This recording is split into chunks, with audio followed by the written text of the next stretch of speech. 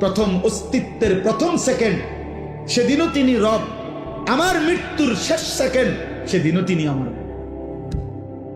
আল্লাহ বলে, বান্দা তুমি বলো কিংবা না বলো, তোমার বাপ অভিমান করতে পারে, তোমার মা কখনো রাগ করতে পারে, আমি মালিক তোমারে ছেড়ে দেব না। তোমার যা দরকার তুমি আমারে ডাকো বা না ডাকো, সেজদা দাও বা না দাও, ঈমান আনো আর কুফরি করো, গোলামি করো আর নাফরমানি করো, আমি তোমাকে দিয়েই যাব, আমি তোমাকে খাওয়াইই যাব, আমি তোমাকে পান করাইয়াই যাব। আমার আসমান থাকবে, আমার জমিন থাকবে, আমার সূর্য উঠবে, আমার চাঁদ উঠবে, আমার রোদ আসবে, আমার বৃষ্টি আসবে, আমার রাত আসবে, আমার দিন আসবে, আমার সৃষ্টি জগৎ, আমি খাবারের ব্যবস্থা করব, আমি রিজিকের ব্যবস্থা করব, আমি সব ইন্তজাম করে, আমি না রব, আমি তোমারে রাখবো, লালন করব, পালন করব। কেন? আর রহমানির রহিম, আমি ভীষণ দয়ালু। যারে আমি বানাইছি তারে আমি ভেঙে দেই কেমনে, যারে আমি বানাইছি তারে আমি ধ্বংস করি কেমনে, যারে আমি বানাইছি তারে আমি আসার দেব কেমনে, যারে আমি বানাইছি তারে আমি ছুঁড়ে ফেলে দিব কেমনে। আমি না রহমান, আমি না রাহিম, আমি না ভীষণ দয়ালু, আমি না দয়াবান? হ্যাঁ, এই জন্য আমি দুনিয়াতে দেব, খাওয়াবো, পড়াবো, দুনিয়া সংসার সব প্রয়োজন পূরণ করব। তবে বান্দা মনে রেখো শুধু একটা কথা, আমি কিন্তু আজ দুনিয়ায় যা দিচ্ছি আগামী দিন আখেরাতে তা হিসাব নেব। মালিকি ইয়াউমিদ্দিন। তুমি যেটা বুঝছো এটা না বান্দা, তুমি মনে করছো যেই রঙে ভাত খাও। আমার এক পরিচিত জন, আমার একজন পরিচিত বাচ্চা বয়সী, তো তার মা আপনার 20 টাকার নতুন 100টা না কয়টা 50টা নোট একটা বইয়ের ভিতরে বুড়ি এমনি রাখা দিছে ঘরে, নতুন নোট, মানে এ বুড়িরই ফুট আপনার। হে 2 দিন পর পর এন থেকে একটা নোট নেয় না, নিয়ে খরচ করে। তো একদিন মায় টের পাইছে, কিরে টাকা দি নাই। তো সন্দেহ করতে করতে ওনার ছেলেরা যখন ভালো করে ধরছে, কয় আমি তো নিছি। কয় তো তুমি নিছো? কেমনে নিল? কয় 2 দিন পর পর একটা নিছি। আমার শুনাইছে আর কি ঘটনা। তো বললো যে তো তুমি এগুলা নিলা কেমনে? কয় আমি তো একবার নিলাম, 2বার নিলাম, আমনে কিছু কর না, কেউ কিছু কয় না, এই জন্য না নিছি। আজ আমরা ভাবছি এটা যে আমি প্রতিদিন নাফরমানি করছি, একটা সেজদাও দেই না, একটা গোলামিও করি না, আল্লাহর একটা হুকুমও মানি না। ওমা আল্লাহ দে কি সুন্দর আমারে খাওয়াইতে আছে, ঘুম পাড়াইতে আছে, বিল্ডিং দিতে আছে, বউ দিছে, বাচ্চা দিছে, জিফুত দিছে, সংসার দিছে, তামসা করতে আসি, ফুর্তি করতে আসি, মজা মারতে আসি, কোনো অসুবিধা নাই। ব্যাপারটা কি? আল্লাহ বলেন, হ্যাঁ বান্দা, ব্যাপারটা হলো এই, মালিকি ইয়াউমিদ্দিন, হিসাবের জন্য তো আজকের দিন না, হিসাবের জন্য তো আখেরাত। আলাদা দিন রাখছি তো আমি আজ যা দিয়েছি সেদিন আখেরাতে নিয়ে আমার একটা নিঃশ্বাসের হিসাব আমি আল্লাহ নেব। আমার এক লোকমা খাবার, আমি এক ঢোক পানি, আমার চোখের পলক, আমার কায়নাতের যত কিছু দিয়ে তোমাকে উপভোগ করাইছি, আমি তার হিসাব নেব। আমি বাদশাহ, আমি রাজা ধীরাজ, আমি মালিক, আমি কিয়ামত দিবসের বিচার দিবসের মালিক। অতএব শুনে নাও, বাদশাহ যেমন আদর করে বাদশাহ তেমন শাস্তিও দেয়, বাদশাহ যেমন পুরস্কার দেয় বাদশাহ তেমন শাস্তিও দেয়। এজন্য আমি রহমানের কারণে দুনিয়া এখন দিচ্ছি, কিন্তু আমি মালিক, আমি জব্বার, আমি আজিজ, আমি যুনতিকাম, আমি শদীদুল ইকাব, আমি সরিউল হিসাব, আমি হিসাব গ্রহণকারী, আমি কঠোর শাস্তিদাতা, আমি প্রতিশোধ গ্রহণকারী। অতএব আমি আখেরাতে ছাড়বো না বান্দা। আমার একটা নিয়ামতের সেকেন্ড মিনিট মুহূর্তের হিসাব আমি নেব। সেদিন আমি আল্লাহ তোমারে বেইজ্জতি করে কঠিন আযাব দিয়ে একটা লাথি দিয়া জাহান্নামে ফেলাইব। একটা লাথি।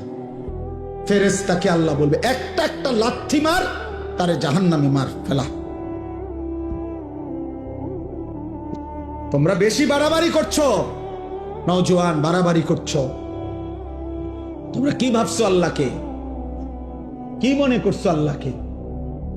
কি ভাবছো? বাবা কিছু বলে না তো আল্লাহও কিছু বলবে না, মা কিছু বলে না তো আল্লাহও কিছু বলবে না, সমাজের কেউ কিছু বলে না তো আল্লাহও কিছু বলবে না। না রে বাপ, বিষয়টা এমন না। হযরত ওমর রাদিয়াল্লাহু তাআলা আনহু একদিন 3 দিন ক্ষুধার্ত থাকার পরে তাফসীরের মধ্যে আছে 3 দিন ক্ষুধার্ত থাকার পর দুইটা খেজুর আর কয়েক ঢোক পানি পান করছে ওমর। তখন আল্লাহর নবী তখন দেখছে, নবীজি বলেন ওয়াল্লাহি লা তুসআলু আন হাযান নাঈম। ওমর, আল্লাহর কসম, কিয়ামতের দিন তুমি ওমর এই 2টা খেজুর আর এইটুকু পানির হিসাবও আল্লাহর কাছে দিতে হবে যে এইটুকু খেজুরের হক কি আদায় করছো, এই ঢোক পানির হক কি আদায়। একটা ছেলেও যদি বুঝে থাকো বাপ, আজকের থেকে বদলাও। সর্বশেষ কথা হলো, আল্লাহ তাআলা বলেন, অতএব বান্দা, আমি ব্যালেন্স করে বলছি, তোমার মুখ দিয়া প্রতিদিন আমি উচ্চারণ করাই সূরা ফাতিহা। এতবার তোমারে বলাইছি, না বুঝার কথা না। তুমি মনে নাই এটা কেমনে কইবা? আমি আল্লাহ তো আলহামদুলিল্লাহ সূরাটা শতবার হাজার বার তোমার মুখ দিয়া বলাইছি। কথা বোঝেন নাই? এতবার বলাইলাম, তুমি বুঝো নাই? এতবার কেন বলাইলাম? এতবার কেন বলাচ্ছি? অতএব আল্লাহ বলছে, বান্দা আমি ভারসাম্য করে দিছি, ব্যালেন্স মানে হলো, একদিকে আমি বলছি আমি রহমতের কারণে, দয়া মায়ার কারণে দুনিয়া দেব, দুনিয়া খাওয়াবো পড়াবো, দুনিয়া ডাকলেও দেমু, না ডাকলে দেমু।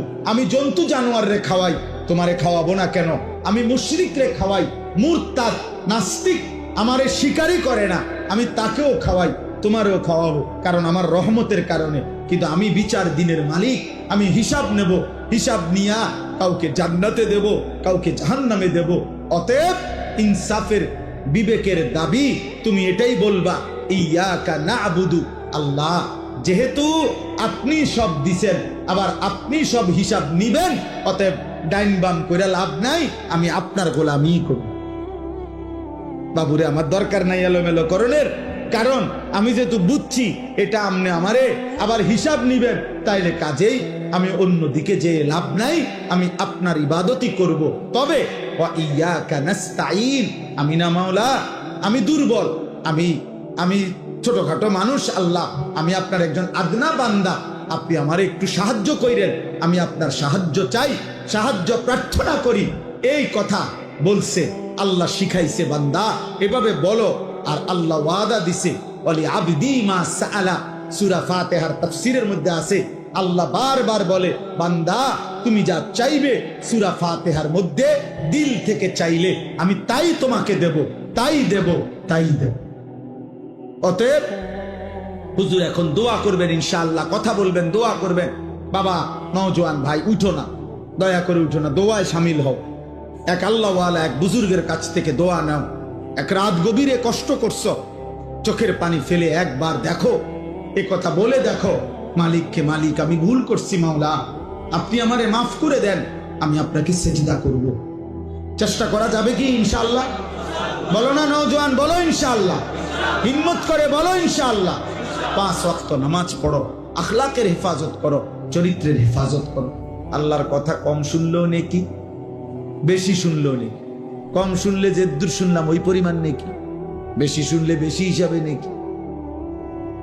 কোনটাই নেকির থেকে শূন্য হবে না। সুবহানাল্লাহ একবার পড়লেও নেকি, 100 বার পড়লেও নেকি। একবার পড়লে নবীজি বলছেন আযমু মিন উহুদিন, উহুদ পাহাড়ের চাইতে বেশি নেকি। একবার। আবার 100 বার পড়লে নবীজি বলছেন আল্লাহর রাস্তায় 100 গোলাম আজাদ করার সওয়াব। তাইলে নেক আমল আজরুকুম আলা কদরে নুসুবিকুম, নবী সাল্লাল্লাহু আলাইহি সাল্লাম বলেন তোমাদের পরিশ্রম অনুপাতে তোমাদের নেকি। যে আমলে যত মেহনত, ওই আমলে তত নেকি।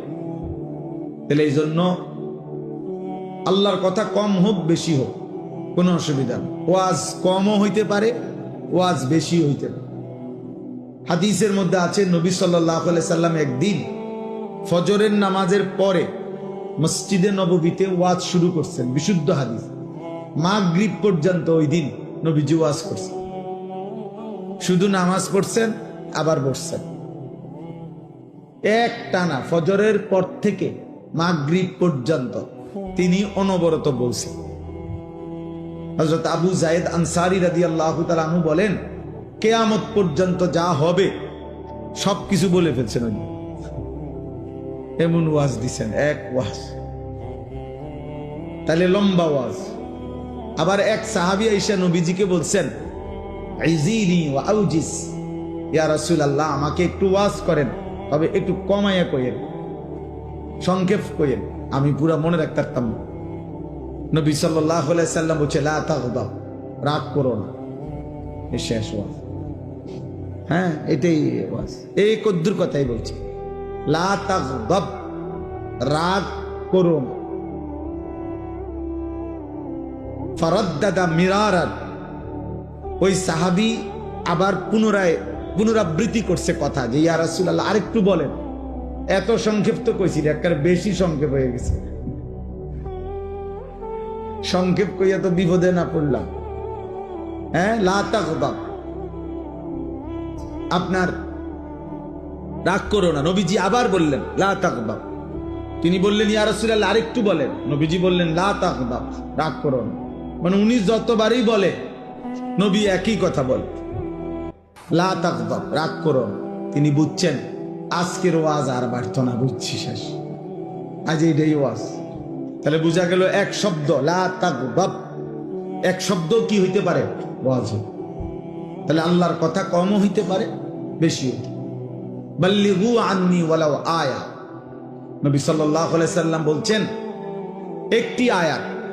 একটি আয়াত হলেও আমার কথা যা আবার থেকে তোমরা পেয়েছো, বুঝেছো, তা পৌঁছিয়ে দাও, তা বলে দাও, তা পৌঁছিয়ে দাও। তাইলে আল্লাহর কথা কমও হইতে পারে, বেশিও হইতে পারে।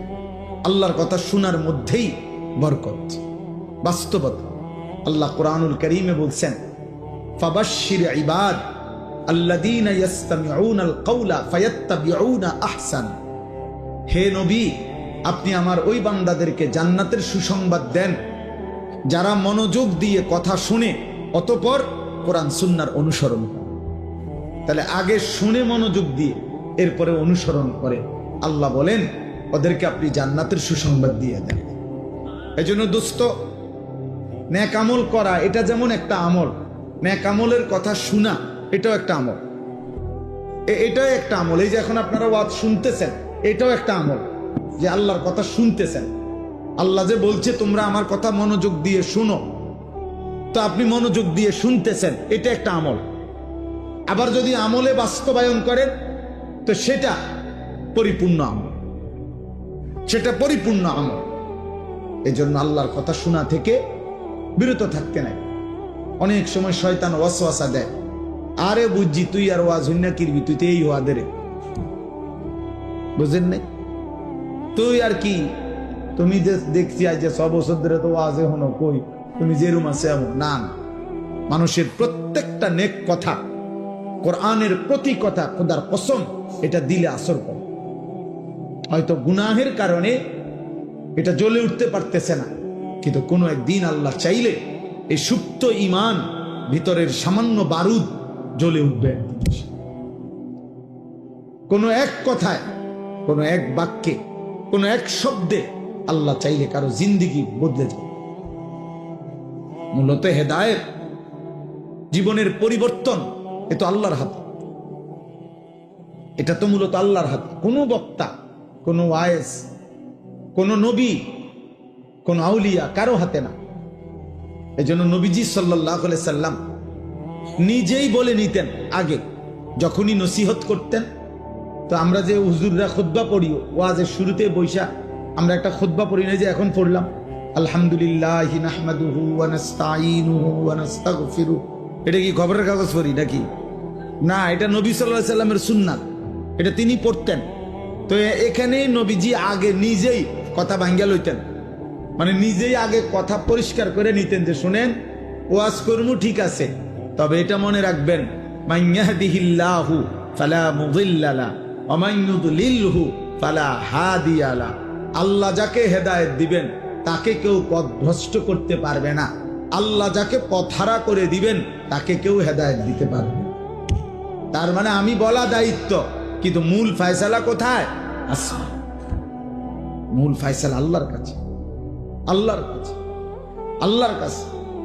হযরত ওমর রাদিয়াল্লাহু তাআলা আনহু তিনি রওনা দিছেন নবীজি সাল্লাল্লাহু আলাইহি সাল্লামের গর্দান নেওয়ার জন্য, তরবারি হাতে, প্রচন্ড উত্তেজিত, রাগান্বিত, হাতে খোলা তরবারি, কলিজার ভিতরে কুফুরি, নবীর প্রতি প্রচন্ড গোস্বা, উন্মুক্ত তরবারি।